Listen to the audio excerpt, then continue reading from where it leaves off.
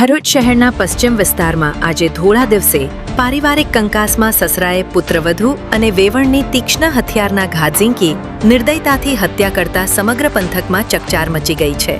કોઠી વિસ્તારમાં રહેતા આરોપી જૈનુલ જનોરવાલાએ પહેલા પોતાની પુત્રવધુ એલિફિયા જનોરવાલા પર હુમલો કરી તેને મોતને ઘાટ ઉતારી હતી અને ત્યારબાદ વોરવાર વિસ્તારમાં જઈ ઘરમાં એકલા હાજર રહેલા એલિફિયાના માતા શહેનાઝ નમકવાળા પર પણ જીવલેણ હુમલો કરી તેમની હત્યા કરી દીધી હતી.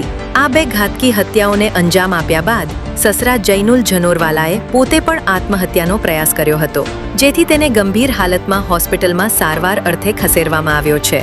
આ હૃદયદ્રાવક ડબલ મર્ડરની ઘટનાની જાણ થતાં જ એલસીબી, એસઓજી સહિત સ્થાનિક પોલીસનો મોટો કાફલો અને ઉચ્ચ અધિકારીઓ તાત્કાલિક ઘટના સ્થળે દોડી આવ્યા હતા.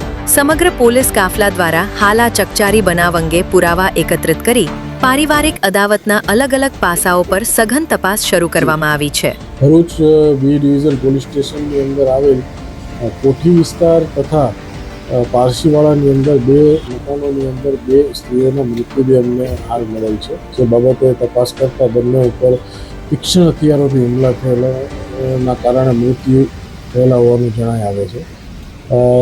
બંને જે સ્ત્રીઓ છે તેમનું નામ છે અલિફિયાબેન તથા શહેનાઝબેન. અલિફિયાબેન અને શહેનાઝબેન બંને માતા અને પુત્રી છે સંબંધી, અને આ બંનેની હત્યા હાલ પ્રાથમિક દ્રષ્ટિએ આ અલિફિયાબેનના સસરા કે જૈનુલભાઈ અબ્બાસભાઈ છે તેમને ઘર કંકાસના કારણે કરેલ હોય એવું જણાય આવે છે. હાલ બીજી તપાસ ચાલુ છે.